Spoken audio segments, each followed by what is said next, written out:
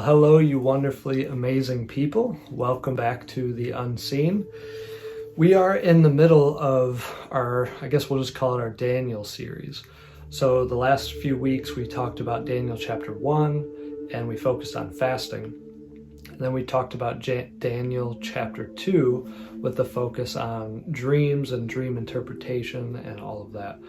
So that's where we've been, and the whole point of talking about this is to focus on the things of the unseen. So the spirit realm, the mystical things, the unseen stuff. Because the book of Daniel is full of these things. Like, it is just full, chapter by chapter. It is full of these strange things happening with Daniel, the three that were with him, and King Nebuchadnezzar, and then the other kings that followed. But right now we're still with Nebuchadnezzar. Anyway, so this week we are talking about Daniel chapter 3. And this one is a favorite. You're probably familiar with the verse, or not the verse, the chapter, even if you've never read the book. Daniel chapter 3 is the whole story and the thing happening with the fiery furnace and the three, Shadrach, Meshach, and Abednego, who were thrown into the fiery furnace for not bowing down. So let's talk about Daniel chapter 3 and our awareness.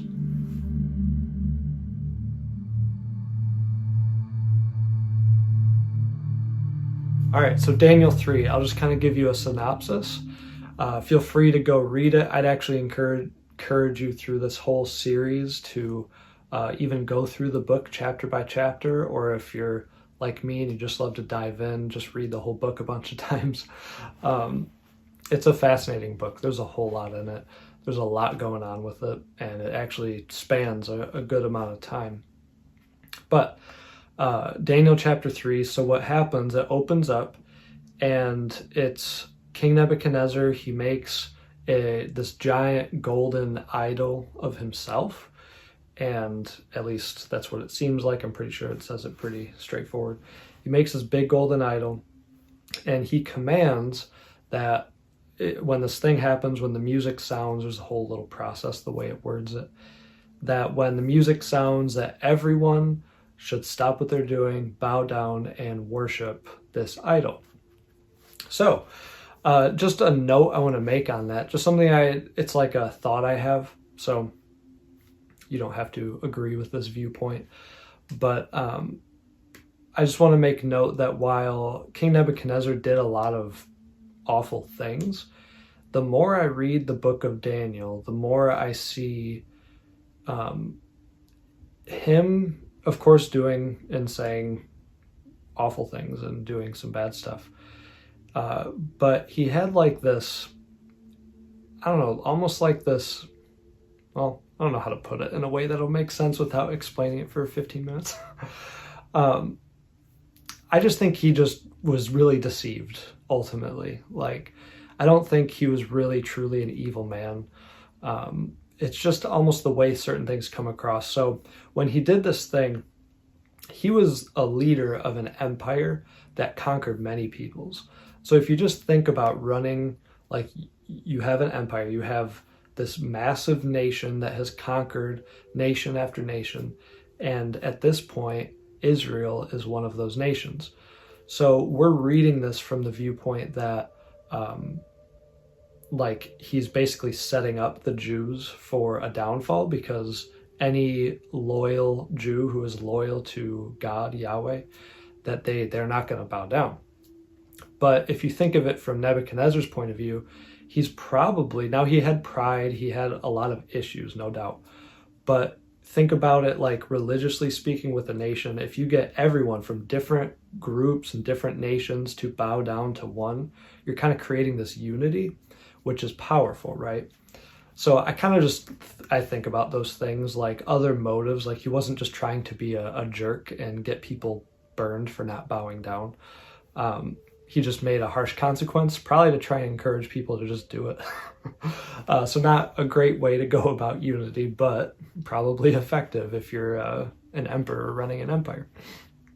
Anyway, but that's what ends up happening, the three. So if you've watched my previous videos, those three guys other than Daniel. I just call them the three so I don't have to keep saying their names because it just takes a lot longer. Anyway, so what we see happening, he gives the command to bow down, the music sounds, and the three do not bow down. So we know this story. Some officials, I believe, and some people in power, Chaldeans, it says that they report to the king that these Jews are not bowing down.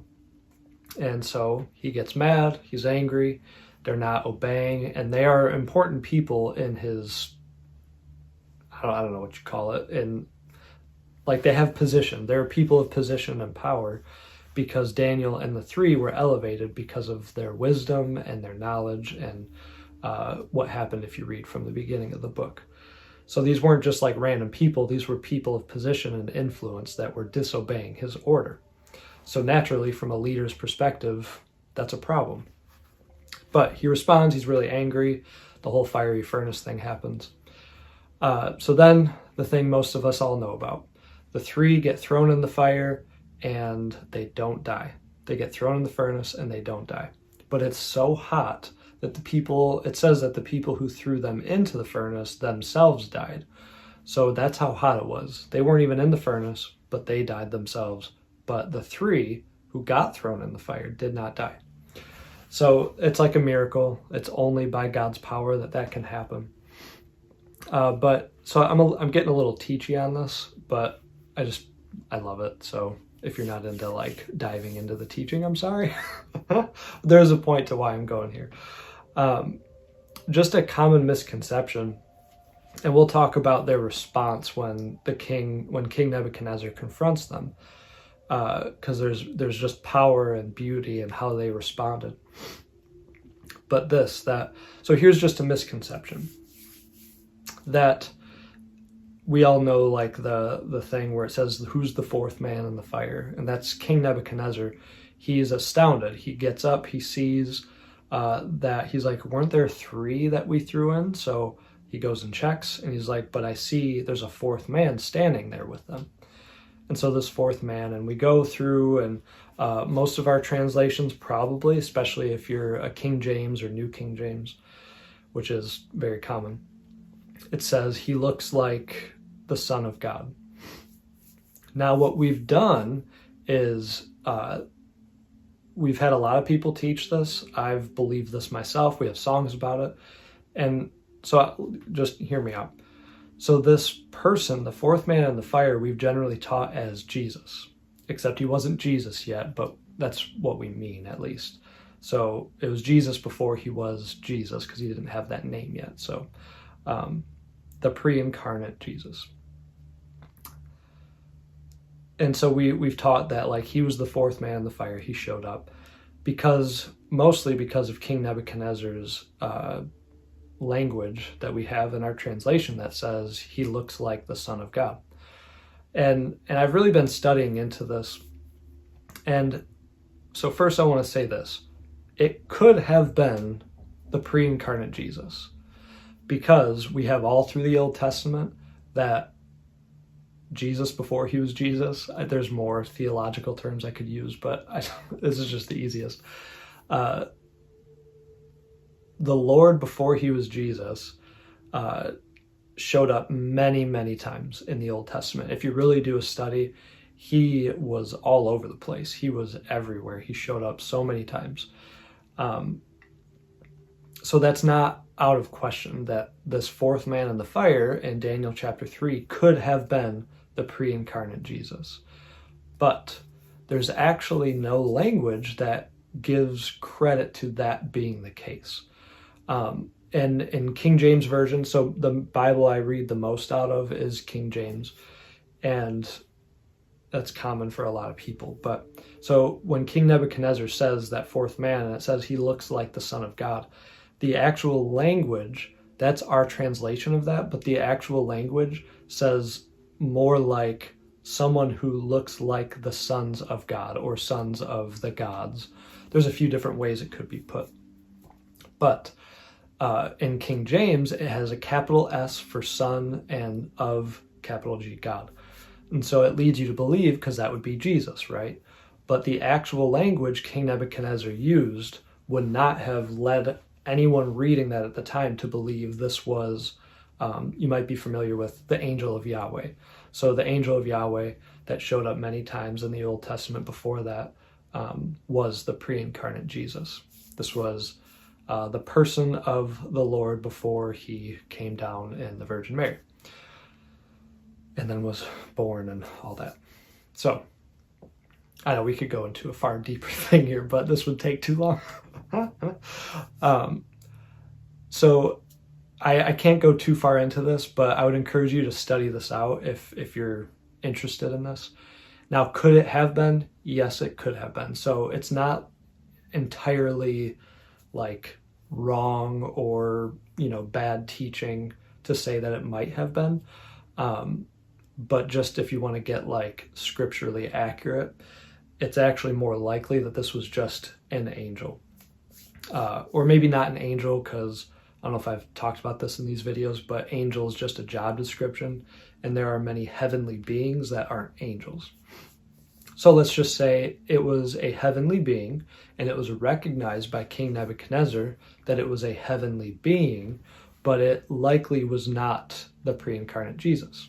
So just a side note, it's not ultimately important for what we're talking about, but I have a hard time passing those things by when I come across that for like videos or teaching moments. So anyway, it was a heavenly being that was of the Lord, and King Nebuchadnezzar recognized this. So the other part of that is King Nebuchadnezzar would not have had the language or the understanding to be able to describe the Angel of Yahweh. He would not have known him, even if Daniel and the three or people that were Jews that were around him in his court and all that, maybe they could have taught him some things about who they were and who their God was, but King Nebuchadnezzar himself would not have looked at this being and been able to identify the pre-incarnate Jesus.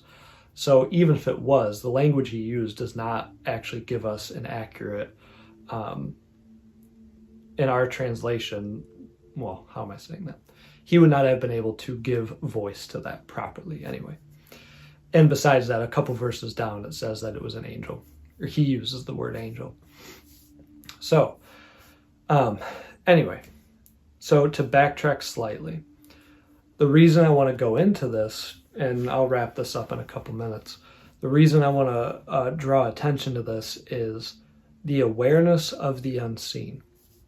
So, in our day, in our time, in our society, it is pretty uncommon to be sensitive, or at least openly sensitive. I'd say there probably are a good amount of people who are sensitive to things of the spirit.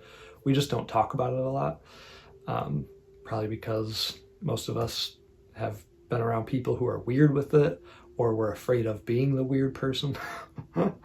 But that day is changing.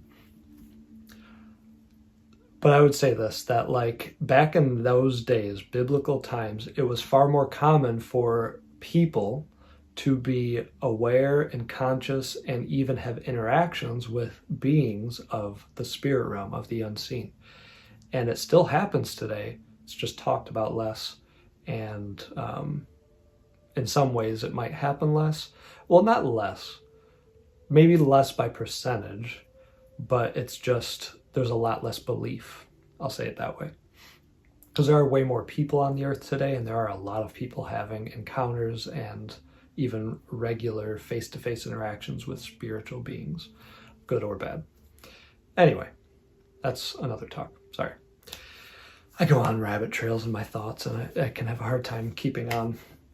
Anyways, in these days, interaction with spirit beings were very common. So King Nebuchadnezzar was easily able to recognize this other man, because he says fourth man. So it was recognized as a man, human-like being, but also recognized as something more than man. So there was something about him that was more than just human, even though it showed up in a man form.